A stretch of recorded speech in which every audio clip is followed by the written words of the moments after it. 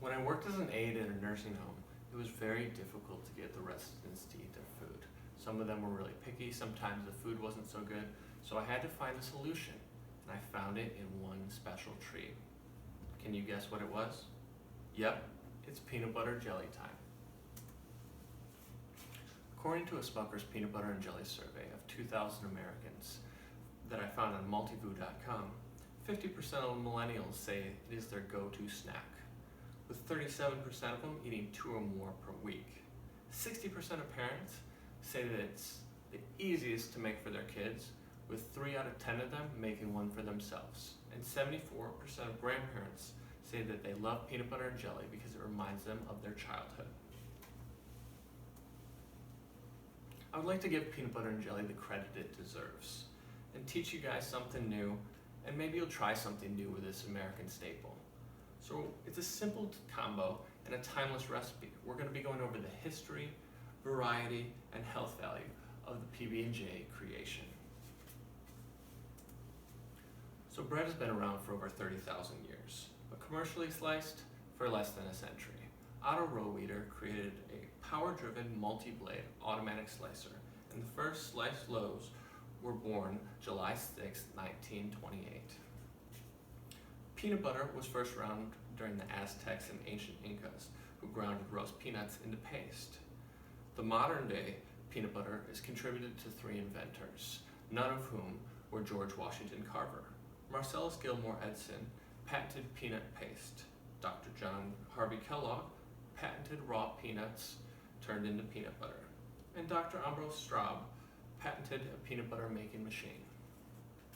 Jelly, too, has been around for quite some time. The most notable man was Paul Welch. He patented the pureeing of grapes in 1917, and his most notable product was Grape Blade. In 1901 was the first record of the PB&J posted in the Boston Cooking School magazine by Julia Davis Chandler. During that time, peanut butter was a delicacy and not easy to get your hands on unless you're wealthy. World War II is what put peanut butter and J on the map. The rations for the soldiers had peanut butter and jelly in them. So, as you can imagine, when the war was over, the sales soared.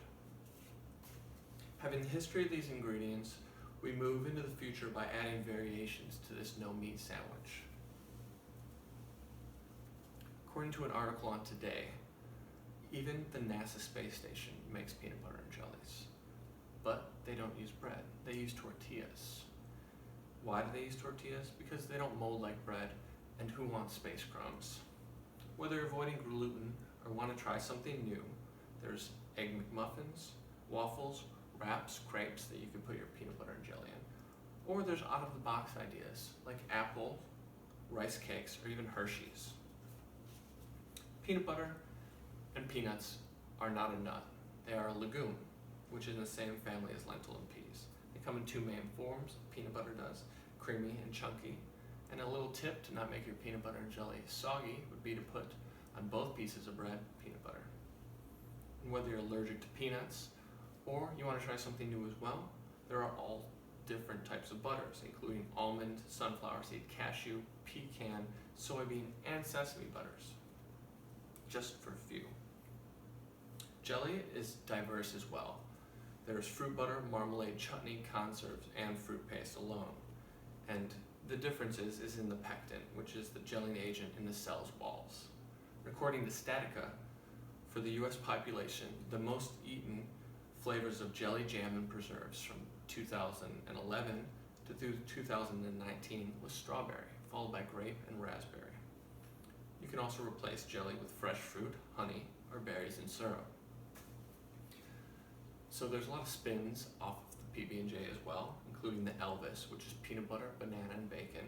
There's the Fluffernutter, which is marshmallow fluff and peanut butter.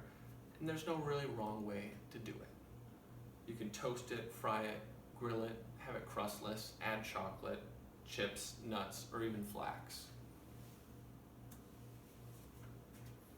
Now that we expanded ways to build peanut butter, let's go over the health value. So bread is high in carbs and low in micronutrients, but it's often enriched with extra nutrients. So go for a healthy option. Try whole wheat or sprouted. When choosing peanut butter, always go for real, which means the only ingredient should be pretty much peanuts. It's fairly nutritious and a decent source of protein, which also includes fiber, vitamins, and minerals, but it's also high in calories. Jelly has potential health values, which in the pectin has prebiotic effects, which feed the gut-friendly bacteria to stimulate growth. Beware of the sugar, it's also high, and you can also make your own jelly if you want to try that out. So this peanut butter and jelly sandwich has protein, fat, and fiber, all which can support a healthy diet. With the carbs, calories, and the sugar, I would say use moderation when using these ingredients as well.